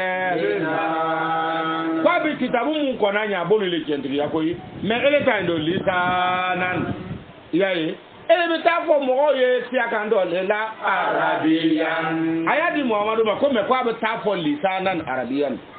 ana jigira lisanan arabiyan kelete de ajigira nengu ne ka ala ta do tin ne ya jigira kam na o ya la yere fe mais Muhammadu ba wala Muhammadu ye kwa ka ta fo lisanan arabiyan kwa ka ta fo nenguna ni arabu nengi le yonjira le jina mo ko se ka mo ko do le jati ke bere bere mo bu do ngara mo sire ko ye ka se ka nu so ndi ale ke bere bere le mo se ka mo mi do dia afrika lo mo mi no bo kan to bere bere ra bona mo bu ba ko lu ti ko ni Allah ni ku ti Allah o taala ye so ma o bena je nteme ko ezakamu ebi klem bere bere akoni so na o ma ko sranya make sranya te ale mo nu ye de o olu yɛrɛ kɔni ma kɛ yalo na ka fɔ bozunu a ko i ka lolo jama jama olu de arijinɛ dingo ye bɛrɛbɛrɛ a kuma olu lala to b'ale ye filiya arijinɛ ko nana a ko o na tɛ sara le bɛrɛbɛrɛ a bɛna kɛ sara ye ne fɛ ye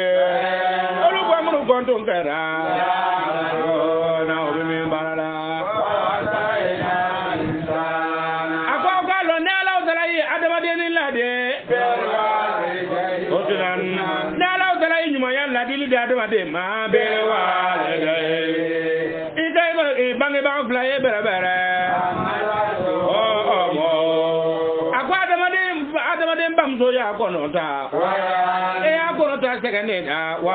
da a dɔn a bɛ taa i bɛ wololon min na ka n'o fana kɛra ni sɛgɛn ye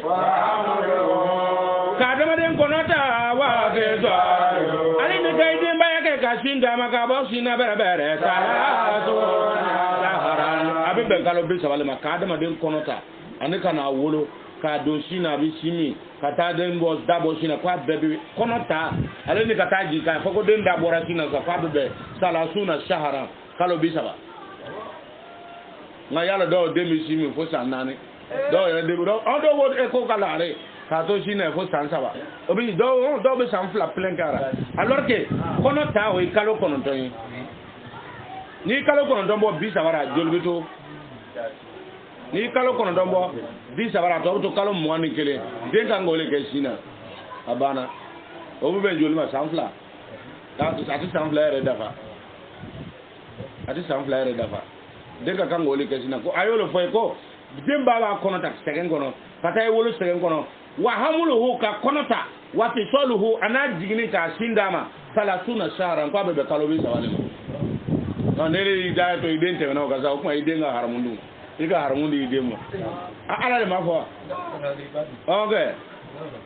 sura wɛrɛ b'a fɔ ye ko wa fisaluhu fi amayni k'a bɛ sin di a den ma denbaya bɛɛ k'a b'a denbaya bɛɛ kɛ fi amayni san 2 kɔnɔ a ko san 2 kɔnɔ mais ale n'a bɛ lɔ san 2 kɔnɔ sa a ye kalo da fɔ yan parce que a ko a kɔnɔ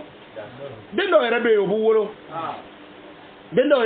wolo o tɛ sin min ne yɛrɛ ka bɛnden dɔ bɛ yen ten n dɔgɔmuso ka di ale wolola ala tɔgɔ la bɛ levier la ale wolola don min na ale danna o don sin min de ma a ma sin min tugun fo bi nka n'i y'a ye a janya bɛ se ele ma an kɛ a bɛ yen n'i k'a ye a ka jan fanga fana b'a la a banna sin na pewu fo nɔnɔmugu a bɛ taa nido o de b'a balo bibɔrɔn a ma sɔn ka sin ale danna o de ma a bɛ yen mun wa ani k'a dabɔ joona n'i y'a dabɔ joona o bɛ lele ma kɛ i jogo le m'o se ma ka den dabɔ joona n ko i jogo le y'a se ma ni i y'a ye i jogo tɛ sɔn na o Ala kɔni ko a bɛ k'a kɔnɔ mɛ a ye min fɔ i ɲɛna n'i y'a kɛra salasuna shahara fɔ i ye kan'a to a bɛ tɛmɛ o de kan n'o tɛ a bɛ se ka bɔ a kɔnɔ ka kɔn ɲadon n'a fɔra ko n'a dabɔra joona k'o bɛ kɛ kojugu ye o tuma Ala yɛrɛ bɛ kojugu kɛ sabu ale yɛrɛ y'a to a ye kɔnɔ ta don ale n'a to bamuso ma ka kɔnɔ wɛrɛ ta walima mun wolola n'a y'o bamuso faga don dabɔ joona bɛ tɛmɛ o kan dabɔ joona tɛ tɛmɛ o kan don c'est-à-dire a bɛ fɛ k'a fɔ i kana tɛmɛ ka kɔnɔ ta fo ka taa jigin ka sin diya n'a denmisɛnya bɛɛ k'a kana tɛmɛ salasuna shahran san 2 n'an y'a filɛ san 2 ani kalo 8 a tɛ tɛmɛ o kan i y'a ye donc o y'o ye nka n'i y'a to yen sisan sa e den tɛmɛna o kan e yɛrɛ le ye haramu don i den da la Ala m'o fɔ e ye fɛn don a da la Ala ma min fɔ a ye ni ɲininkali b'a la lahara e le bɛ ɲininka ok donc Ala y'o de fɔ ye ko ale y'o kɛ wa fisaluhu salasuna shahran k'a bɛ bɛn kalo 30 ma hata ko bobododo ko twana mena bala mɔgɔ denni ɲɛni bɛna dasi a ka balikuya ma tuma mena wa balaga a bɛna se bɛrɛbɛrɛ arba'ina sanata k'a bɛna se sanji 40 ma donc sanji 40 o de ye asudu yɛrɛ dafa ni y'a faamu a ko den bɛna wuli kalo 30 kalo 30 tɛmɛnen kɔ k'a tigi bɛna wuli fo kana taa se asudu ma asudu o sanji bi sabaye samunga muanduru de santan tigi yororo de rebe sramen tara nele ya ladi ka koro ni bi sa ko ni ti sa ko abata muanduru da fa yoro ibalo o tewa abuno ke kata ke sambi sama o asudu ye ayere ka destination na ka fembe min bi nyina ka kan installer to na ka kan ke o bi nyini tan ngono lon ba o fe ala daru tugura anaka sulamiya tugura o bi nyini santan ngono wa balaga 40 sanatan abuna se sambina ni sida na sira sambina ni sida to kuma se ka ta destination abu kuma se ka ta installer destination la ko ti se ka nyini o ko fe ble abu kuma se ka to ka installer o le la sida ka to ka ta abu ko mina fo ni mo ko exemple ça mi exemple di ma ça exemple no ko atigi sambi segi na tara se bi na ni do abi jigira le sida matawo atigi yella to abi jigira le kata no e bi bambale ikala wele ikala dar ikala wele ka fen chama nyini yana ibita so ma ni tara so ma na la ka fen minu o konnana aka fen munu damene do ibolo ka ba ibalo ni ka ala dare olu bebe nye na isini orai ikana ta wulle ku bita ko kura were le nyanyini bi bolo ni bita bolo do lare e bi bamara dal mo olu le bita nye olu le bita nye so refe eta ira nyako bi fana akana ke do nyara ko ni correcteur le do nga bo folo abu so ga lo correcteur te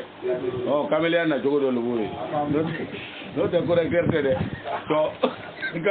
o mara caméléon na jogo do le nga tane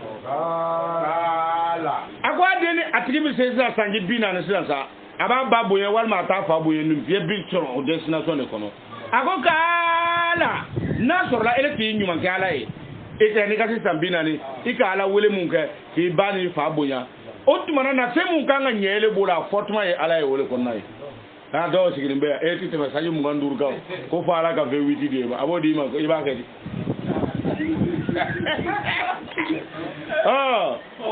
iba kedi iba kedi foni ya karba etalo ima sei femunu ka kanga soro die masuru na fengora akonna tikira sambina ni ayalo amaso nga faso so ama baso so ama ba ala la foni min kena bula kala yiniti mi ako odin to amu ko kala ale dezu go imelo asanji binani ko nana aba fo bere bere ya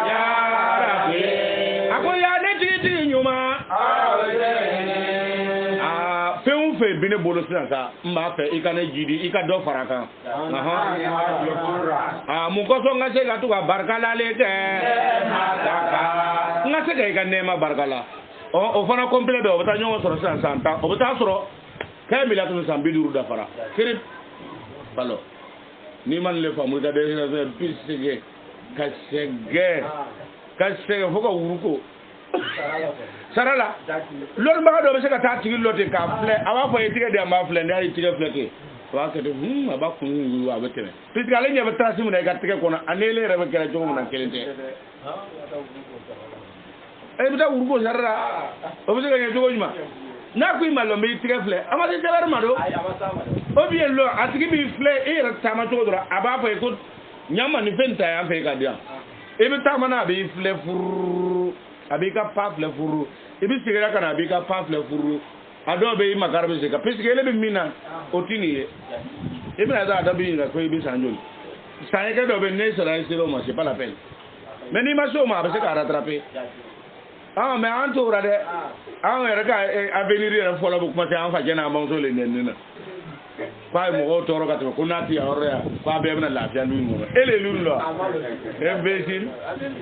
kana lulu abiye bibi na ni ka lulu e mi to fa jona hal ni mi se ka lo allo ka bla ro mo kana lo no te ni yele mana lulu le mi to fa ko sa o mo se ko yu ke to la ko sa o bi we ye ta lo okay we ye ta lo ko sa o e ga refle to na mardo we lo donc akui masira ka o ko ni den na ta wa balaga 40 sana nazira sambina ni keba koroya da farala o wati sisa hal murde ikanga ala to munu wurdi ka fe munu ke iba ala to do ba fo ko yi dem se ko iba ngalo wurdi tawaje ala to fe mo fe balo ni sira sambina na be wurdi be daga yesa abe iba to fe fe no abe wurdi be daga ni mai ga wurdi dem senera walma ni mai ga kete abe sambina ni kata santano ngono biduru ese ba fa mo ni sira sambita ba mo ko butu ga musa ga ni na se samu nganu duru samu nganga ba o bu pase ki lite e ga ta se sambisa o ma ika destination lona na so rebi na nya o be ni tina nya e bu kuma se bamso boye ni jorbo boye na ka ta se sambina ni ma e sira sambina ni na sa e bu so ka kuma se sa ka fala o kuma nunu mi so no da faranera ala femvene mbolo douara be jidi ne sa ana asukura pour que ngase ka barkala ke ni imataka mi ga nema barkala alati nema mi ana amta e min ne ke nema alayya neye wa ala walidayya ngase ka nema dokke mbange ba flay o wati wato le sira sambina ne ibu kuma nka ta sambina ngata bidura ni ma min soro ka wala e ga e teme ni seni biduri mi na lo ke wo wala e kwa kan atiso ne ibolo be min na ka korenti mi fa yo ko e wasa do mai abisa fem foi te ko mo ko bisa ka minge ko mo ti do so ara ngawa e ala awere fe bi bin na du go na amaka mo ko mo yere ka fefe ko se to e go tro pusela olo wo tro pusela do bo ka lulo do ngamu ko le ko se to ay fe mi yina ko na no so ke o do bo ka lulo ay be mu fora o dong no lo abe ala wala yolo fayina ko nema fe na ya so kwale ala ti yo prawe me ni ye se ngam bora yoro na ku yere ka bolo baralo o bu ko nan ko fa be yere le o nyi donc de nyama ko na tra se sambina ne tuma amana sa aba waso o lontlema ka fle ala ne ko ni munu kera nunu perati ne ni kem fara mo ko manake chugo londo e fa be dimi gordo hanni bobolo londo e fa abana dimi goro ko dora o tewa ya ke chugo be ke me o tele ka la yintinye e ka la yinere nto e fio o ko to de na tra se sambina ko abo soro ka fosa ta ya rabbi ntigi auji ni o tuma ni ma femo fe soro ni konna na sasa ntine na osoro to min bimbolo ojidi ana ashkura ni mata nga seki ganne ma barkala allati ana amta alayya ine ma min kene wa ala walidayya alini ka tambange ba flawma nga seka ne ma kawai wa ana amala amba yini be ikato ne bina bara ke bara salihan ne bina bara nyima ke bara tarda abeka kele ala ka jengo e iba nyini ala fe ala c'est-à-dire laban ko le nyima min nyina te no ten na to ko nyima te dure laban ko le nyima min nyina sa wa an amala nga seka bara ke tarda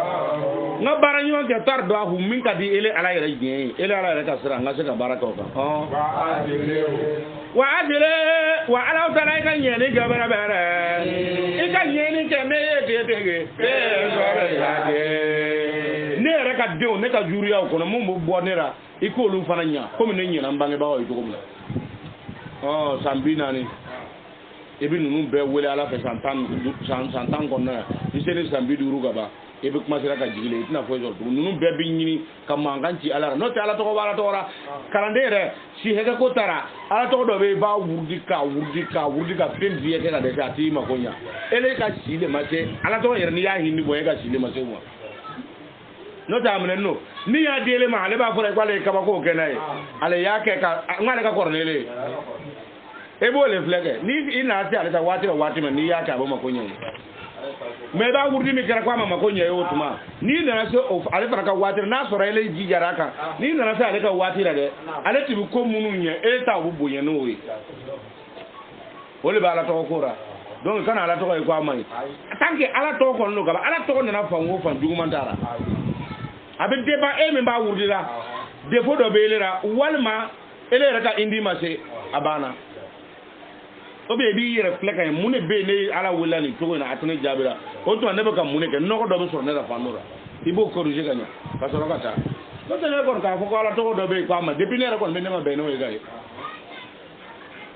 ka fo ne mai ne ma dir ga be na ale ala to e gai depuis ne rakon be ne ma ga ala to mai ne o fo tiara le ina so danga be yer le no fe no te ala to to sika ke ko mai to ko jira fendo kon be le ra ni danga be no fe ala ko la yanalu ahadiya zalimina ne talon ko abele no fe ne ko ni ala le wele ko ka kay ala ko mo min tara jurmu to danga to ko tale ka la yiru to abanya na boye atanya na boye de ko so ba fo ko ni bi kalana to mamna to ka baraka nyini to baraka nyini karamo ko fe few be bena bo o fanta na bora karamo wora bolla o le bena na ke baraka no tewa ele re fe ka lon soro ka ala to fo ton be soro na mana ke sitan ala to e bio ala to normal sitina nyay bolo ka sa wa ga danga bi no e hakili ka di ala to ka tay bolo yi ko nan jigi me no barka ni kala wora ele be ta alla ba sa ka fa fa boyita nun leta olu mu mi ba ala to lo koy me ni ya ke gana e re ba la ti se ka jani me dona parce que avec ke to mena akke wali nu olu le mande ala e fa boyita le ki ke fara o ale ni ka wusuna bo doro nyaga o doro wule mi fana doro nyaga o le beta ka doara ale ni ibi yere forosili ani sunguruba dama dama ni biesi olu li ka faraka ani ka lani muso gbe dama dama ni o manu che ka faraka ko lu nyaga o le be ka awusuna yi ka nasi nyaga wara ele be ko o do tasmana ka sigi fabu itale zika o si sibi do mo ko nyena boto korna ayon kon lo me ere fe mu nyaga munana ni eska ala ko tata e ka jene yami ketu ele boto nyine ko manuta e ka muso e ta tige ga muso ele fa ga muso wala ole wal muso furnu e bo kadi e bitla ko mana jodi ma ko kon minya wa mo ni sitana don ba du sukuna olu bi giri go fuka ta faga abugo mo samsul biladi ala to do ko samsul bilad ni ya wurdi karmo baye ko ala to yamanu oh norobe ke anyaka ngala to ko nyamante de samsul bilad dugum ni yake ki to dugumna a jamana mo ko lo nya do na me few fina na dogo ni lo ko lu le be karaba ka dima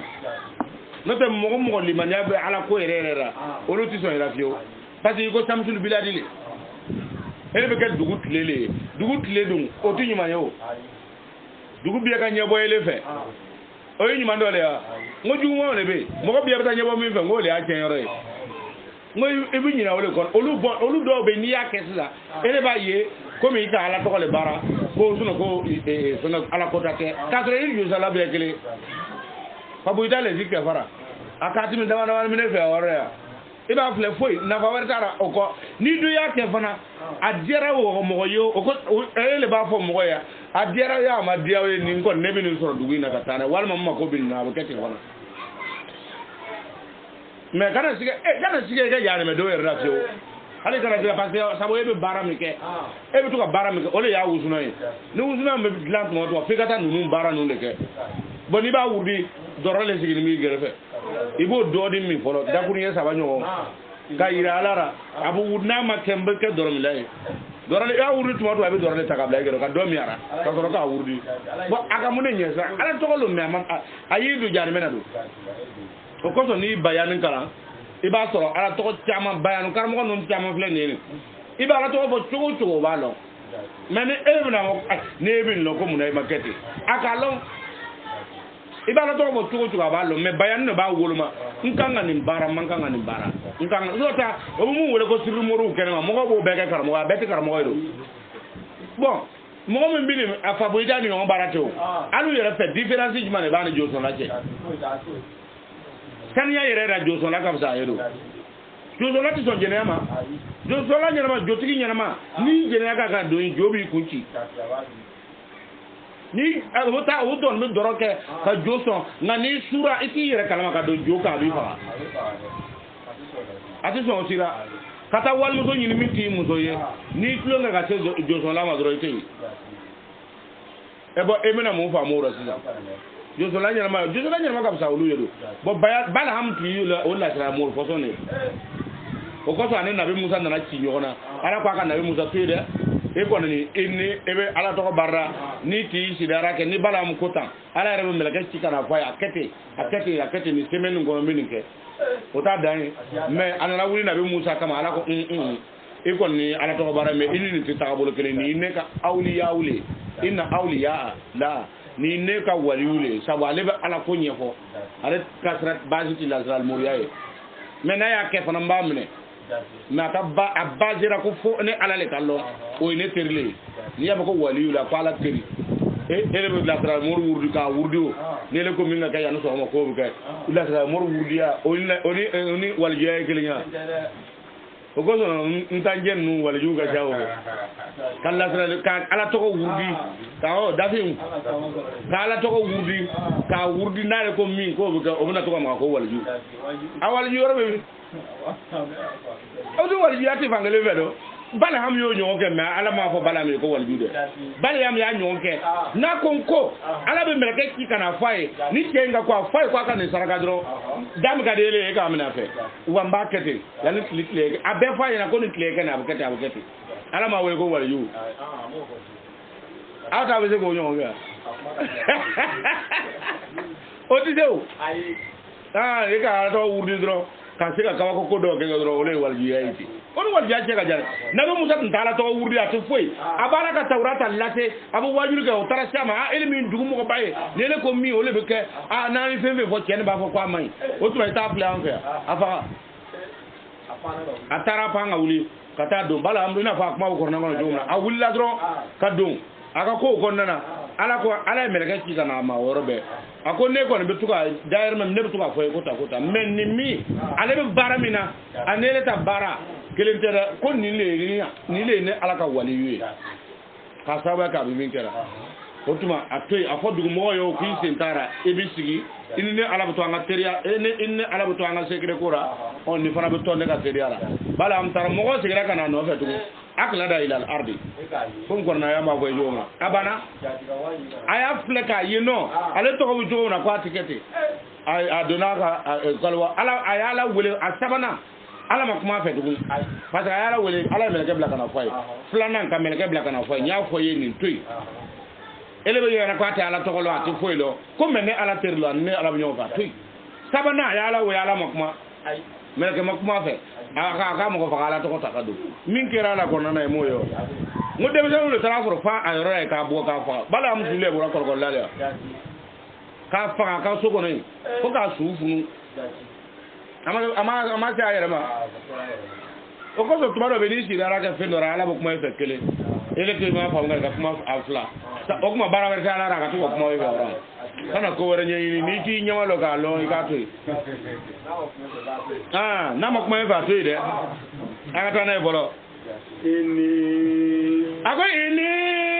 ale de je to ko la ba fa ko ne jate to wodo ne ko ndu wi ra bere ile ne tu wi ta na ile mo ile ala ta la ma wa ka lo ne jate be na le mo sele me ile yo ye wi ka to ba se na kai bam to se ke ba ye se ye e ku ba ko ke islam yo hali ka sel dabla ko dinyana ma na sira sambina ne abu kuma sa be femi fo ala wole ni ala na jidi nga e ka nema na yi nema mi kene nga se ka nema ni nga se ka barka la iye o yi muye nga se ka bo ka desa ba to ko lu la dum no yi ala barka la li o ka se ka barka la ke mba ani faye ya famu nga se ko ke wa nga se ka bara bu barake bara nyuma na tar do ha ele ala ka jena be ka be accordé ni ya famu wa asili li fi zuriyati ibine de nya ka dian ko mene re nyena chugumna ibo nyenyete ala dar le boke inni tubtu ilayka nele ya lo eyo ala dar fa sonke ba ado wara do ako inni ne tubtu ilayka ne butubi kana ma wa anna min muslimin wa ne islamé nous le dafara la islamé ya fo ama se ke so ma folo na se ke so ma amna ta olaika fi kalolu mo jama olule mo e bere akona ala tala fana be mine ne ke asano ma na la tala be fe nyuma me bere olugo dina amelo oy baro barake bara nyuma na kwale ba beke nyuma ka jiri ka do mo olu mo fo sonu no te e mo fo e ke o ka to ka fo kwala ko kele aba ke e jogodi o ti yawo tanai wana da jawaju akone ala tala anu gormina beni ke bere aka ko jugu ay juguma munun ke kwale bo benyon ti ko bo akuna denyana mankolo ale ay juguma mun ke walma juguma mun kan ga soro aka dinete ko no kwale bo chaman be ko bo aka ani se ate aka ko jugu ra bere se ate abele janna olu le brana do arjina ko nana ako olaidu kera jeng ma bere ale bari jate ka olu kontun kara yo ado dane la dumin taw yede afrika lambasami ako ado de mi tuwa fole ga bara lewa e bi tuwa mana kan fo lewa le de ka koy fama wal may ba ma mer korna ya wara bu ko falata kullahuma ufin wala tanaruma wa kullahuma qawlan karima fi kana fama mer ni dona linjiri ko ba ko wa man shatama abaho aw ummuhu falyaqtulu katla ni mo ko ba ma mer wal may fama mer fi kam na ka fagale sunu juru banjo wara tara wala so ni be sabu ni ya fay fama mer idemuna na fay ma mer ki kolike ka nya wusira o fana ka demina na kolike ka fama mer katla ka baliye ka be ale tabina na baliye ka ba ti dawma aba juci ka so ka fay ko ni ma miri ko ni fay mbi fa sisa o ta demina na fa abtu ko wolo ka tale donc ni ya kelin kay ka danga furudo ko be mina ka fa mo jama jati ga de ga kana jati ke auto no sharia no londo sharia ba ko so na ala ka sharia ka no 80 min no wati mina de akui mani ya ka o wati e na ye jako julo anga ba mana ya obe anga soko no auto tin jati ko julo ne ya ko julo be ba masiki faru wule ma ababa ta ba ban fana nga o ko so ya akui ma ako wale di kalo mo mi kala ale ba fo bere o fe ale bi gbonta kuma do fo de le wa le de abana fa ete pege aba fo aye ko lakuma alu fly bere ata ako ayne segen ko jugu ka fay fama ke ayne segen ata idani okuma ayne karaba aynin toro ko jugu ka fo ma mer aynin toro ko di ano okoroja mukoso anga bo bere akuika dangani ya ako dugu ba jama kulu do tem ena bere ka bole chow do tem nanu nya ha ay mo toro ko jugu okuma mune gara duna ta aborta o ti fore wa huma ako nunu fla ko ne bere ya salita ako lu bina ala kuna fo ni olubana ala tala deme ni to ana me na wailaka ako no yala deme yo ka fo an yara dene bi ni karana tege ako wailaka ako ele ka bone ko ni bere amin ako na ke o ja bone be ke funu feye o tuma na bere na wa dana ako ga lo ala tala ka laido ko ni ha kon o be ke olu sani ko walma o ka miri ka fo ele yo sara kan fo ma ngi lado ajo atorwa do era bisinga miri ka yi lundo ta bana gbelera ere palere ay etu ni ka sai den senma allo aya amuso jendumunna kata faryetige walma ere dena ka kodo ke ka o warta kana do flara ele akili bi jugolona ebe toy ele sambina ne be obe sambisa ba ebi obe ibina ma akili bi jigi idenyen man lundo ale haramun do ke pour que ka tene o kitiba na la jabo jorra ebina no hakili bi jugora de wallahi akui makwale alaka dimi ayo min fo ko ka dimi ru wuri kuita bone be damne o wati ya famu fa ya kola akolu ba fo bere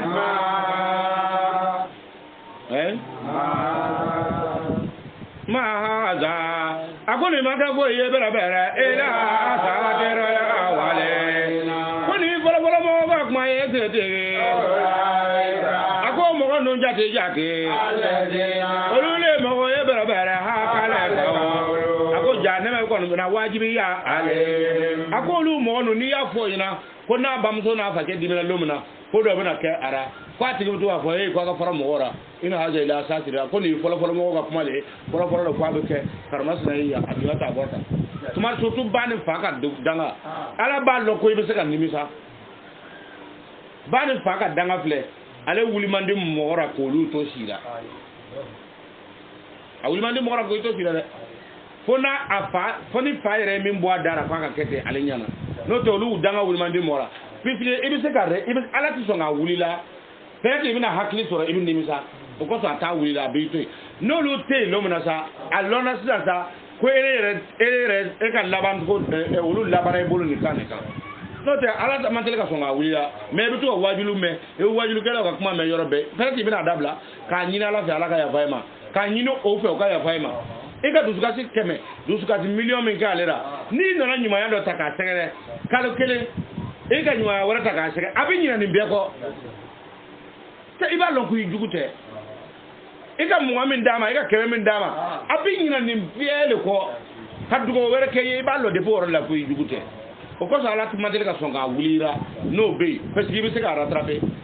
ata oui mais ano ya ima songa rattraper fo terasa o tu eni mi ka kan o kera ko mo di ki bu ma e ce sont des histoires karmas na tini wa e karmas na tini a ki bo fembe la fa keta mais mo war de tabolo bi e ka warin so jola ala ya fo e kale la adama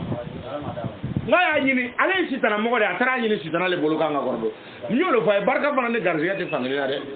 aha ebi jo ko warbi sa do ta borta barka tigi do be do rakele ta fe ni sera ma lomna ala be perdi mi do gan na fulula e yere ba e c'est pas la peine ebi yere nyina ko raka dese wal ma ya convoquer pour que akata o ta mene ka da tu e yere ta to ba ki danga ki woto kar e ti soro ga se kuma ta kuma ga ke e batra mo ni ka kala woro ka o woto sigire e bi lo no e bi tatla ka kala woro bi ta plein de woro do dugni e kandi me bi mna ay mai e sa e kalo woro place ante wa e wuri mena nyina na ko e bena nyina ko do ale do balo la herera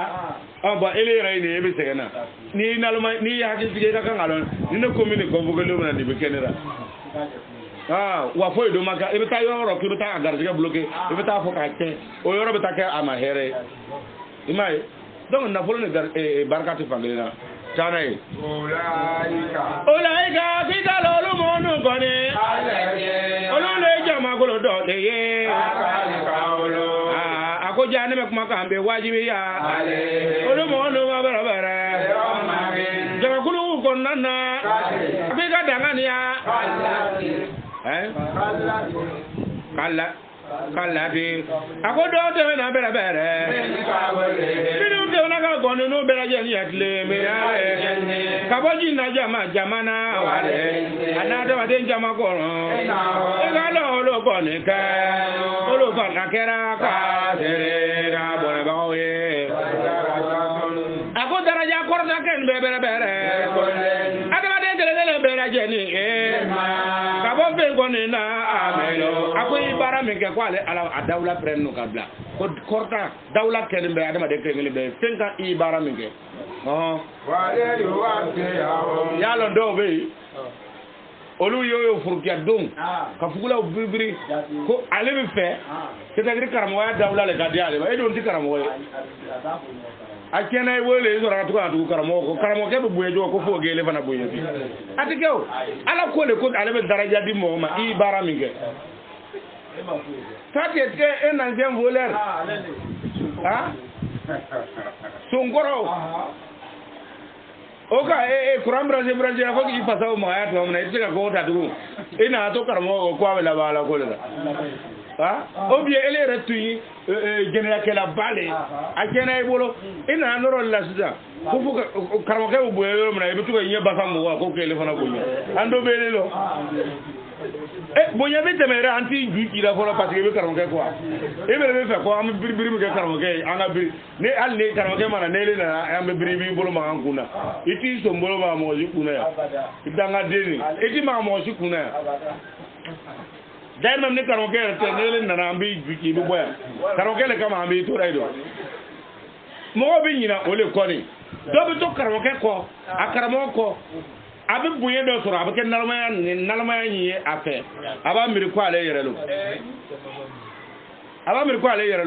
o ko do lu do be na baraka na wuli ka jama jogo do mo ba ko bla be bara ni ka no ka ko ka he ni pe ni man to an yere be na ba era ka no ile obligé ke le nyam gode ni gbe kana no mo wore jo ya sema itu di yere bla place ni na ka to itu yere to itu ebe tale ele ta karo e do bi ele tarao ministre feo ministre ko boko ele ka ka garde ko rapprocher e bi fe mo ga to ele boye ga te ministre ga abenyawa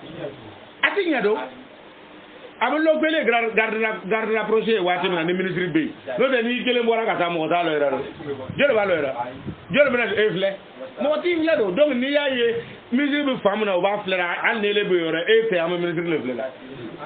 no de ne le kele mbora ka tan mo ti flaw oho jaw le ministre grefe anya ministre kele no be president kele am ba le to mu ba grefe bien ja abuna na to manga ji ko ko fe kele no angana manga chi no ko no na so o ko so ala bu kuma ife ni chugo enata ya famu akwa le aro tala ko darajatun ko daraja fanga ale ni dawla kwa kenembe ya famu le kullin mo kelengelen bela jeri fenka abubo fenera amelu e baramike e bole baramike fi ba soro le ka